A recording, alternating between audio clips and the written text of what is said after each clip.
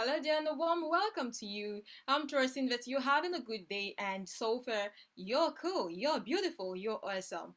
And welcome once again to Elumba Television. My name is Angel Lady and today we have yet another strand of information for you. We have things, news making round, what's trending, what are people talking about.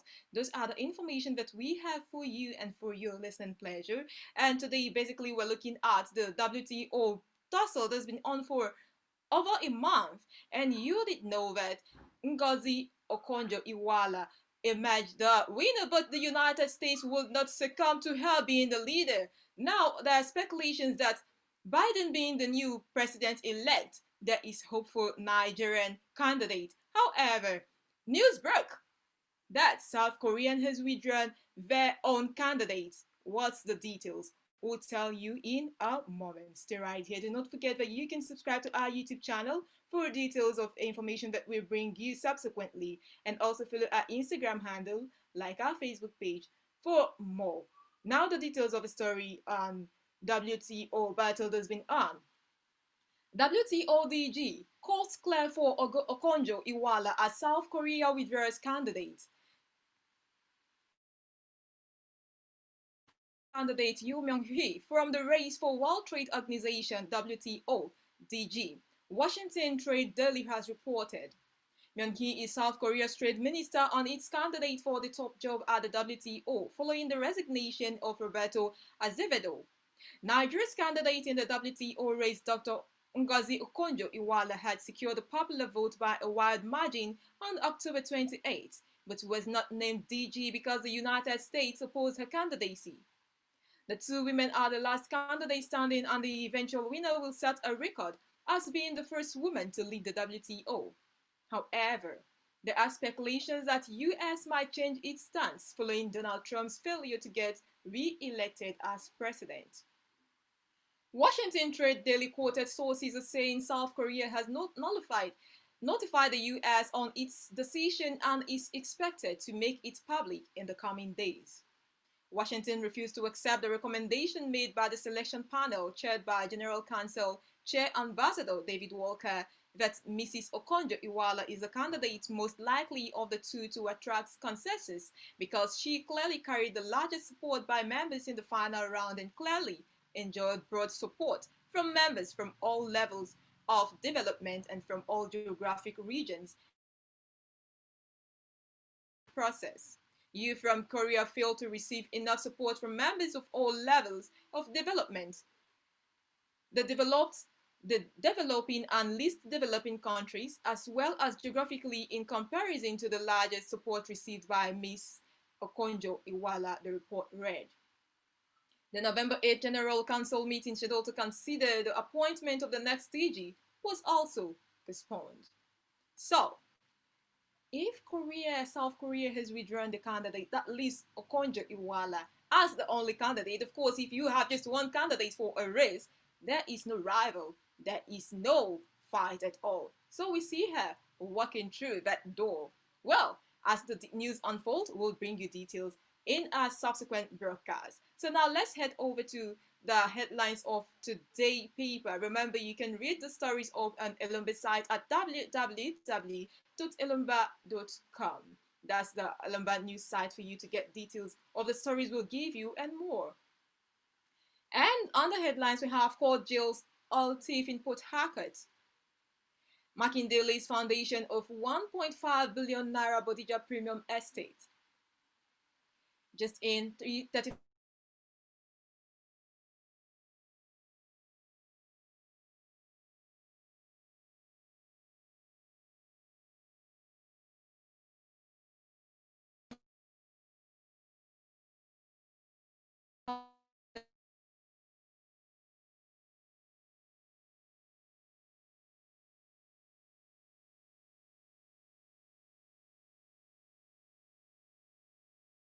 hashtag NSAS sanction. Details also will be given to you as we progress. Okay, so let's look at verse 1. The story here says Kaduna court convicts man for 1.5 million land scam. Now the details. Justice Muhammad Tukur of the Kaduna State High Court on Wednesday convicted and sentenced one Awal Aliyu for land fraud. Ali was prosecuted by the Kaduna Zonal Office of the Economic and Financial Crimes Commission (EFCC) on amended one count of obtaining by false pretense to the tune of 1.5 million naira from his victim, Saad Bello. The charge read that you Aliyu Awal Aliyu, male, sometime in July 2019 with the jurisdiction of this honorable court dishonestly misappropriated and converted to your own use the sum of 1.5 million naira belonging to Saad Amadou Bello and thereby committed an offense contrary to Section 293 of the Kaduna State Penal Code Law 2017 and punishable under Section 294 of the same law. When the charge was read to him, Aliyu pleaded guilty while the prosecution counsel, PC Oyeneho, urged the court to convict him accordingly. The judge convicted Aliyu but sentenced him to a fine of 1,000 naira, noting that he had restituted his victim the sum of 1.5 million naira he lost on the scam. Trouble started for Aliyu following a petition in which his victim alleged that he sold a plot of land to him at the cost of 1.5 million, which did not belong to him. The land is located in the New Millennium City in Kaduna State. Away from that story on fraud activities, now we move to Kanu's family raised alarm over soldiers' prisons. The details. The family of the leader of proscribed indigenous people of Biafra, Pope Nnamdi Kanu, on Wednesday raised the alarm over the presence of soldiers in his village, Isiama Afaruku in Umuahia North local government area of Abia State. His younger brother Emmanuel told our correspondent that residents have become apprehensive by the soldiers' presence. Prince Kanu said they were not comfortable with the soldiers patrolling the peaceful community. According to him, Afaruku was yet to recover from the shock and trauma of the alleged 2017 military invasion. We don't want what happened at Lekki to happen again in our community, the younger brother said. He called on military authorities not to deploy soldiers in the peaceful community to avoid intimidation and harassment of innocent residents and indigents.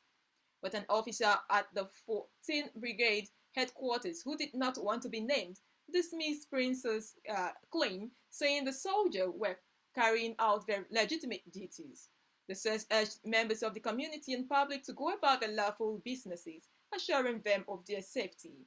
The source said it was only someone that has a skeleton in his cupboard that will be agitated, adding that the alarm was unnecessary. And we have the story that says, gunmen miss Atiku's security aide, abduct his wife and son. Details. Alumba News has gathered that the kidnap incident took place Monday night in Yola after the aide was reported to have come to town with Alhaji Abubakar for the weekend. The kidnappers went for him but took his wife and son when they did not find him. When contacted, the public relations officer of the Adamawa State Police Command, DSP Suleiman Ngoroje, confirmed the incident and gave assurance that the police is working hard to secure his release. Some unknown suspected gunmen have abducted the wife and son of a security detail attached to a former vice president and the 2019 People's Democratic Party (PDP) presidential candidate Alhaji Atiku Abubakar. Sources reveal that the assailants went for the security aide, a police personnel, but missed him and took his wife and son instead. The source did not include the location and time of the assault, but promised to revert shortly. And we also have yet another story on Fed Poly Nekede stinks to high heavens. Rector Arimawa is corrupt by Ikenna Iwaha. This is a special report and we'll give you the details of the special report. But the Federal Polytechnic Nekede stinks to high heavens is an understatement. Its rector, a supposed man of God, Reverend Engineer Dr. Michael Arimawa, is not only traditionally and endemically corrupt, but his style of leadership is indeed a culture of corruption. In the bid to get to the root of the corruption signal flying around against the rector of the institution, I have been able to dig out the following points and follow-ups. The rector, Reverend Engineer Dr. Michael Arimawa sacked his personal assistant, one Mr. Warrior, in a clandestine bid to cover his fraudulent activities and collection of money for employment to the tune of over 45 million naira. Eventually, all the people he collected money from were not given employment. Due to the ongoing Partaso war and the need to expose his criminal intents, the rector recruited Sarki Hausa A. to lobby a federal judge to manipulate judgment in his favor in a suit against him at a federal high court. B. To lobby the director of Tertiary Education Ministry, Federal Ministry of Education, to suppress ongoing investigation against his fraudulent activities, and to also avert his impending suspension, arrest, and arraignment. To lobby the Accountant General of the Federation and the Salary and Wages Commission to illegally increase the employment waiver granted Federal Polytechnic Nekede from 200 to 600. Promises to give the Accountant General of Federation and the head of the Salaries and Wages Commission 200 slots. Full details and a video showing some of the clandestine discussion involving the rectal loading. Let us fight and expose corruption for a better society. It is a time bomb and I will detonate it myself. Keep a date. That's from Honorable Dr. Citizen Ikenna Samuelson Iwoha, FCAI, MKDA. Okay, so we move on to the next story. Court begins Nnamdi Kanu's trial in absentia. Okay, so Maynard and Ndoma's case has brought a lot of stir-up concerning Nnamdi Kanu's case. And here we go. The court has begun Nnamdi Kanu's trial in absentia. What's the detail? Let's find out together. The trial of the leader of the proscribed indigenous people of Biafra IPOB, Nnamdi Kanu, will begin tomorrow, Thursday, November 26th, scheduled by Federal High Court in Abuja. Ahead of the court sitting in which 5 prosecution witnesses have been lined up to testify against Nnamdi Kanu, copies of the hearing notices were served on the prosecution team in the office of the Attorney General of the Federation and Kanu's lawyer, Ifeanyi Ejiofor.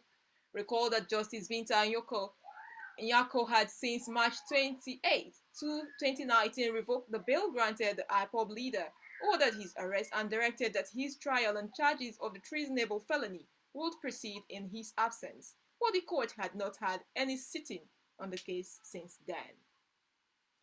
Away from that, we move on to the next story, and this one is LG elections in Nigeria and nothing but organized crime. Igene. Let's read it. Let's see the details. The Resident Electoral Commission for Akwa Ibom State, Mike Igene, on Wednesday said local government elections in Nigeria are nothing but organized crime. Igene, who disclosed this during his appearance on Channel Television's Politics Today, accused state governors of interfering in the conduct of the polls at the grassroots. Local government elections are nothing but organized crime. They should not be calling them elections at all, he said. Look at the local government system in Nigeria. We have lost 774 local governments in Nigeria to every sitting governor of the 36 states of Nigeria. What constitutes free, fair, and credible elections with respect to INEC conducted election is different from the local government. Again, he also reiterated the commitment of the Independent National Electoral Commission, INEC, to deploy more technology and innovation to further enhance the transparency of the electoral process.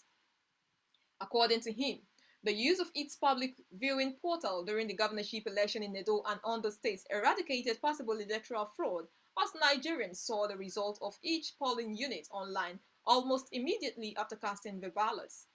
I can confirm that INEC has made tremendous progress. The INEC of today is no longer the INEC of before because since 2011, the kind of elections that we have conducted had a remarkable departure from where we used to be, even though we are not where we are supposed to be. The INEC Public Viewing Portal is a new innovation to deal with the recurring issues of vote changes at the level of collation, and that was why it was introduced to ensure that at the polling unit, once the result is published, it should be sent to the viewing portals so that Nigerians can see it, Igini added. And we go over to yet another story. This one says, I joined APC to become Adamawa governor in 2023. That's from Senator Abo. Let's get the details. The senator representing Adamawa North, Elijah Abo, on Wednesday stated that he left the People's Democratic Party to join the All Progressives Congress in order to pursue his 2023 governorship candidate. Abo, whose letter of defection was read on the floor of the Senate by the Senate President Ahmed Lawan, however, insisted at a news conference the after plenary that there is a major crisis in the party in Adamawa State. He also said he was not ready to resign as a senator as was demanded by the PDP. National Publicity Secretary of the PDP, Kola Ologbodiyan, while reacting to Abo's defection, said Senator Abo is fully aware of the constitutional implication of his decision to defect to another party, which is that he cannot continue to occupy the seat of the PDP in the Senate. The place of any senator who changed parties except on the grounds provided by the Constitution is very clear, and the PDP will not allow Senator Abo to run away with our mandate. In response, Abo said, "Did they ask Governor Dave Umahi to resign? Go and ask them, bracket PDP. Governor Umahi just defected from PDP to APC as a sitting governor of Ebonyi State. Did they ask him to resign? There is a crisis in the PDP party in my state. That is the truth. I believe internal democracy in the party has suffered in the last 1 year when the governor assumed office. As you all know, it is only in Adamawa State that we have reformed PDP. There is a crisis in the party in Adamawa State, and the governor is the cause of the crisis," he said. All right, away from that, we'll move to Umahi's sack. This headline says Umahi sacks 2 LGA officials after dissenting at political meeting. The story. Governor Umahi of Ebonyi State, David Umahi, has sacked 2 local government development center coordinators in continuation of his sacking spree since he changed parties. Okori Daniel of Ivo DC and Fabian Ivoke of Echele DC got the boot after refusing to endorse the communique they considered defamatory of a former Senate President, Pius Ayim. Mr. Ayim was an ally of Mr. Umahi until the governor moved to All Progressive Congress, APC, from the People's Democratic Party, PDP, on November 20th. Leaders of Ivo Council had gathered on Wednesday in Abakaliki to endorse the defection of the governor. The meeting was attended by President and former members of the National Assembly, State House of Assembly, and the State Executive Council, members of federal and state boards and commissions, and council's chairpersons from the council. Also at the meeting were vice chairpersons, leaders of Ivo Legislative Council, coordinators of development centers, chieftains of the APC, traditional rulers, and 2 town union presidents. In the communique read by the Commissioner for Information, the total support for Mr. Umahi and dissociated themselves from the activities of Mr. Ayim, who is from Ivo local government area. We, the good people of Ivo local government area, dissociate ourselves from the activities of our son from Ishagu community, who is front and for People's Democratic Party, PDP, against the wish of Ivo people. And we hereby state that he is on his own and does not have the support of us in Ivo local government area.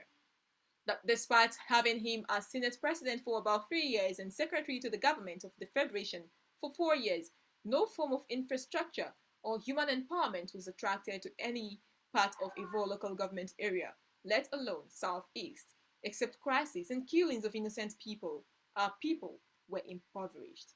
That's the story on the sack. And now we have another one for the upteenth time. Who really killed Alex Bade and why are his alleged killers not in court? By Umar Hassan. Let's look at the details of the story. From as early as 6 months after the death of immediate past Chief of Defense Staff, Air Chief Marshal Alex Bade, it was obvious something wasn't right. And this is the 3rd time in 2 years I am writing to ask this question. Who really killed Alex Bade and why are his alleged killers not in court? Whether or not Bade was murdered to prevent him from disclosing the alleged shady dealings of current Chief of Army Staff, General Tukuru Buratai, who before becoming Kwasi had already bought 2 houses in Dubai while Jonathan was president, or whether or not he was fed to President Buhari's alleged Fulani militia. One thing is clear. Bade died in highly suspicious circumstances. The police on the 27th of December 2018 said it had arrested persons in connection to the killing. It didn't want to parade because it could alert the other members of the gang. Later that very same day, a video confession of one of the five suspects in custody surfaced. He said they waylaid Bade on the highway, shot him, and took money they had already been told he was going to purchase a new farmland with in Nasarawa State. The Bade family instantly dismissed it as a charge. They said Bade's bank accounts had all been frozen and that his entitlements had also been stopped. His house in Abuja was littered with trash because he didn't even have money to pay the refuse company. They went further to say someone asked him for money at his farm to buy drugs, and he told the person to take some maize and sell because he was broke. That was 2 years ago. The Buhari administration has blatantly refused to prosecute those it arrested for his murder. What are they hiding?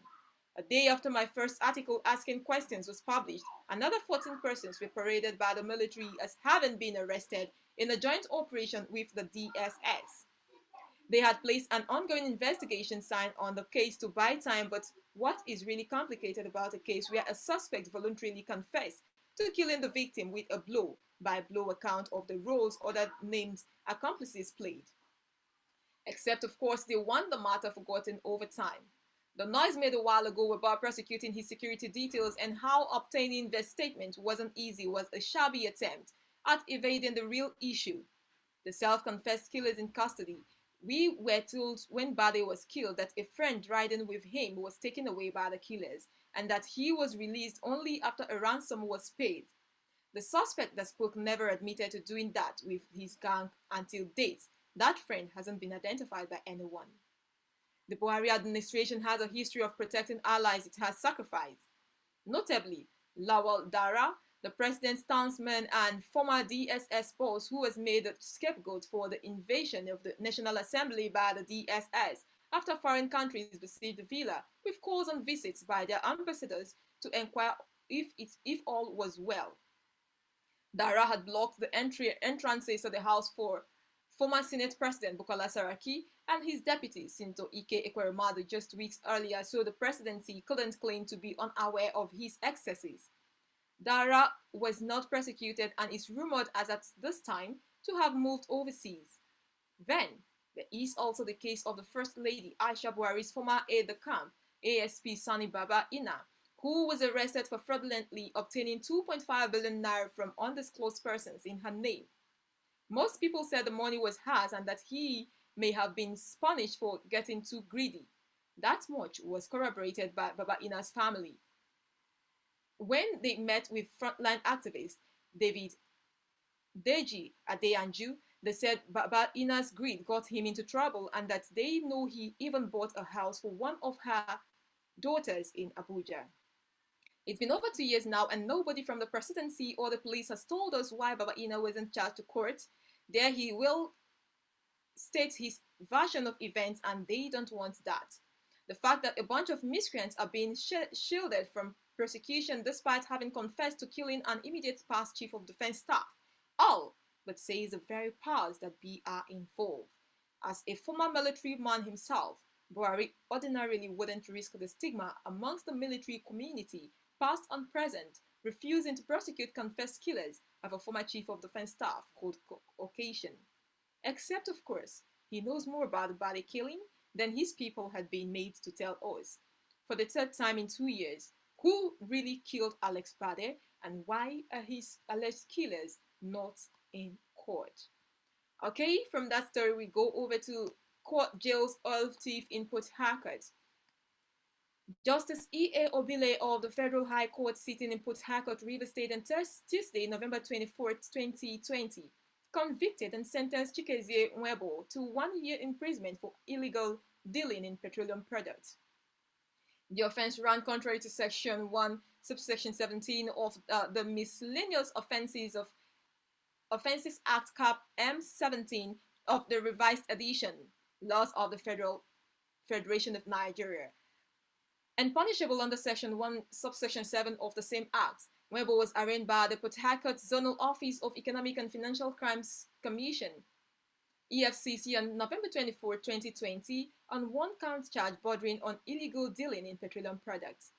The charge read that you, Chikeze Nwebo, on or about the 18th day of December 2019 at Oyibo local government area within the jurisdiction of this honorable court without appropriate licenses deal in petroleum products to with 30 jerrycans, two 200 liters drum containing illegally refined automotive gas oil AGO being conveyed in a Mack truck with registration number XB331BND, thereby committing an offence contrary to Section 1 subsection 7 of the Miscellaneous Offences Act Cap M17 of the revised edition of Laws of the Federation of Nigeria and published under Section 1 subsection 7 of the same Act. He pleaded guilty to the charge. In view of the plea of guilty, prosecuting counsel C. Okorie prayed that the defendant be convicted and sentenced accordingly.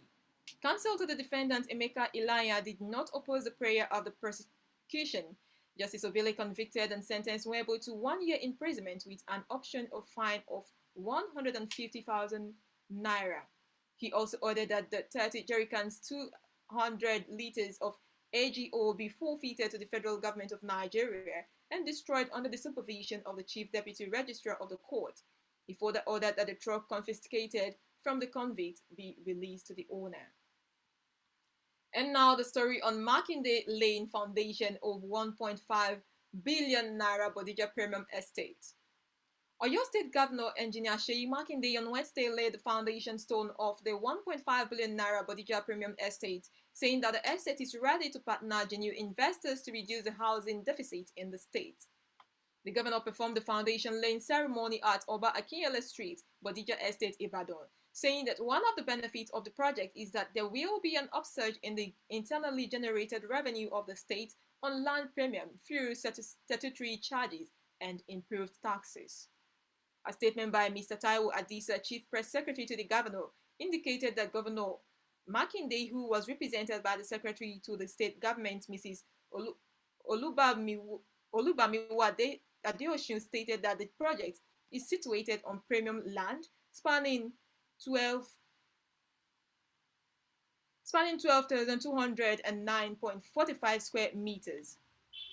According to him, Bodija Premium Estate was birthed when Project Scope Limited bidded competitively for the state-owned moribund asset as advertised by the Oyo State Investment and Public-Private Partnership Agency, OISIPA.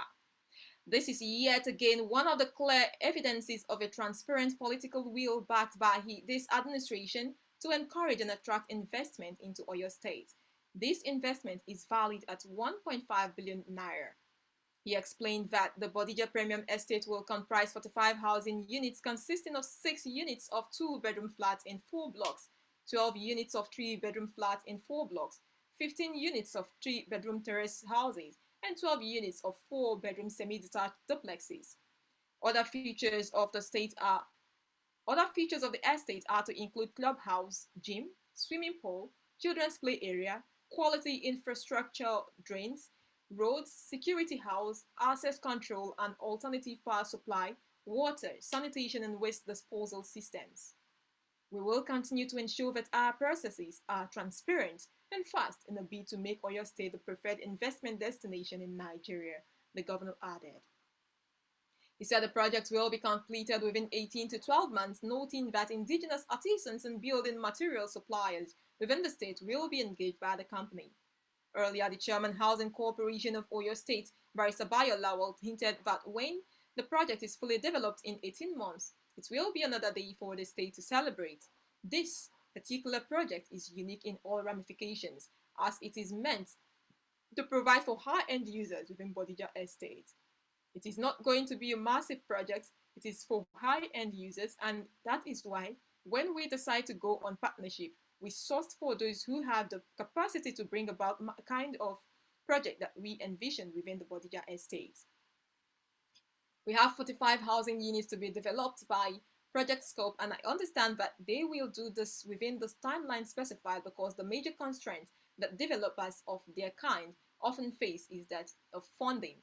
But they have given us assurance that funding is not a problem, so we can look up to the 18 months timeline for completion and delivery of the project. You will agree with also that this is just high-end housing units, which is not for the masses because of the cost. This administration is taking care gradually to address mass production and delivery of housing units. Your Excellency, sir, we appreciate you indeed because you have given this kind of arrangement full support. The arrangement of PPP, there is no way by which we will begin to build one estate unit here and there and expect that we'll bridge the gap of housing delivery in Oyo State.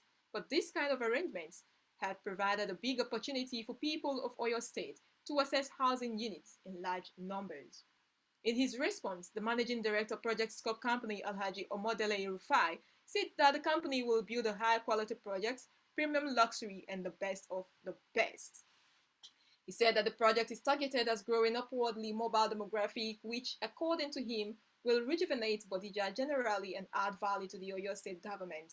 I congratulate Oyo State and its people on the achievement of the laudable objectives of Governor Seyi Makinde.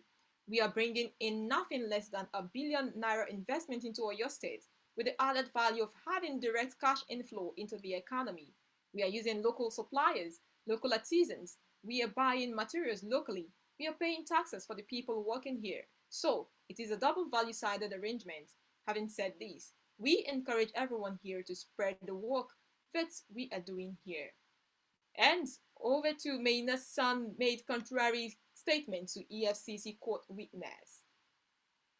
The trial of Faisal Maina, son of Abdulrashid Maina, former chairman, Pension Reform Tax Team, before Justice Okona Abang of the Federal High Court, Abuja, continued on Wednesday, November 25, 2020, with the testimony of the third prosecution witness, PW3, Rukiya Ibrahim, a principal detective superintendent, PDS, with the EFCC.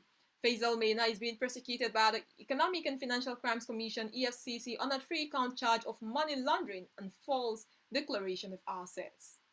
The witness in his testimony stated that Faisal Maina made contradictory statements concerning the registration of a company he allegedly used in siphoning funds to the tune of 58 million naira. According to the PW, the defendant stated upon interrogation that Northridge Properties International Nigeria Limited was registered by one barrister Oladosu F. Ario, that the names of its directors are Abdul Rashid Faisal, Mohammed Abore, and Salihu Maina Usman, and that he received payments through bank transfer from one Alhaji Abdullahi of Faisal Farms. We asked him questions regarding his written statement on October 3, 2019 regarding the company because we noticed that he did not declare his assets, and also regarding Faisal Farms' bank account and the funding of the account. Faisal stated that the company Faisal Farms had 2 signatories, his father, himself, and that he was a signatory to the account, the witness said, revealing in contrary that Faisal Farm does not have told the EFCC in his statement that the account was his personal account funded by his parents. According to the PW3, the defendant was shown the deed of assignment between one Mrs. Rose A.F. Moleke and Faisal Abdurrashid Meina concerning a house bought for him by his father in 2003, and he denied knowing the buyers of the house and plots of land.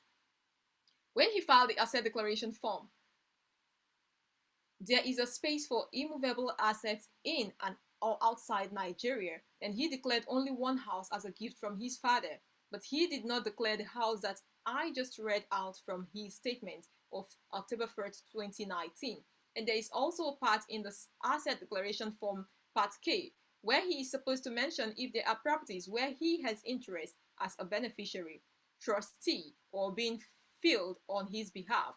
All were filled as none, the witness said. The witness further pointed out that there was companies and properties the defendant failed to declare and was also operating an account which he is not the owner of the business name. Faisal Maina has neither been in court nor sent legal representation in the 4 consecutive adjournments of his trial since November 26, 2019, when he was released on bail, prompting Justice Abang to revoke his bail, issue a bench warrant against him, and rule that his trial will continue in his absence on November 18, 2020. Additionally, the judge ruled that his surety, Honorable Sani Umar San Galadima of the House of Representatives, representing Kara Namoda, Federal Constituency of Zamfara State, should appear in court today to showcase to show cause why he should not forfeit his 60 million naira bail bond for his failure to produce the defendants in court. While Prosecution Counsel M.S. Abubakar praised the court during today's hearing to cause the surety to showcase why he should not forfeit his bail bond, counsel to the surety M.E. Sheriff informed the court that his client had to drive from Benin Magaji, Zamfara State to Abuja today when he got the news of the court orders and appealed that the court grants him a short date of adjournment to enable him prove his case, stating further that he was only hired today by the surety. Prosecution counsel agreed with the defense counsel on the adjournment, stating that the prosecution has also not served the surety the court summons. The matter was adjourned till December 4th, 2020 for hearing on the application for forfeiture of the surety's bail bond. And now on COVID-19, U.S. Supreme Court rules against restriction on religious groups. The U.S. Supreme Court has barred New York from imposing coronavirus restrictions on houses of worship in a ruling likely to be heralded by conservatives as a victory for religious freedoms. Services should now be treated differently from permitted secular gatherings, said the unsigned ruling. One of the first signs since the appointment of Justice Amy Coney Barrett tipped the court's balance to the conservatives. Andrew Cuomo, governor of New York State, had ordered that only up to 10 people could gather at sites of worship in high-risk areas designated red zones. The court was responding to 2 applications from the Roman Catholic Diocese of Brooklyn, as well as 2 synagogues, claiming they were singled out under the restrictions designed to limit the contagious spread in hard-hit New York City. In a 5-4 split, the top U.S. court said the measures violated the First Amendment's protection of the free exercise of religion. The court has previously swung the opposite way, upholding similar restrictions on services in California and Nevada. The shift is indicative of the court's new weighting, with the 3 remaining liberals now outnumbered after the death of Justice Ruth Bader Ginsburg in September. The court noted that even in the pandemic, the Constitution cannot be put away and forgotten. The ruling continued, the restriction at issues here by effectively barring many from attending religious services strike at the very heart of the First Amendment's guarantee of religious liberty. However, the ruling would have to immediate effect as the state restrictions had already been relaxed as they considered the verdict, NBC News reported. Stephen Breyer, Sonia Sotomayor, and Elena Kagan, backed by conservative Chief Justice John Roberts, dissented. Roberts said there was no need to uphold the group's complaints given the governor's rollback, but conservative Justice Neil Gorsuch argued that Cuomo had favored secular activities over religious ones. It is the latest in long shimmering tension between officials and some religious communities over social distancing measures, with protests erupting in Brooklyn last month. The ruling comes as the United States continues to report record infection numbers, with more than 86,000 coronavirus hospitalizations on Tuesday alone. And finally, we have FG set to reopen land borders soon. While the borders have been closed for months considering the outbreak of the coronavirus pandemic and how it hit nations, Nigeria was not exempted. Our borders were closed, but the federal government is up with decisions to reopen borders. Now the details of the story. The Minister of Finance, Budget and National Planning, Zainab Ahmed, has announced that the federal government will reopen land borders soon. Mrs. Ahmed stated this during a chat with State House correspondents on Wednesday. According to Finance Minister, a presidential committee was set up on the issue and has recommended reopening of the borders. She said the committee will soon submit its report to President Muhammadu Buhari, after which a formal pronouncement will be made on the matter. It could be recalled that the country's land borders have been closed since August 2019. The government cited illegal importation of drugs, small arms, and agricultural products into country from neighboring West African nations as some of its reasons for shutting down the borders. Recently, President Muhammadu Buhari granted waivers to Dangote Group, Boa Cement Company, and few others to sell their products outside Nigeria through the borders. According to economic pundits, that is a sign that the borders will be reopened soon. We'll bring you details of the story as it unfolds. And this is where we'll call it a wrap on the news for today.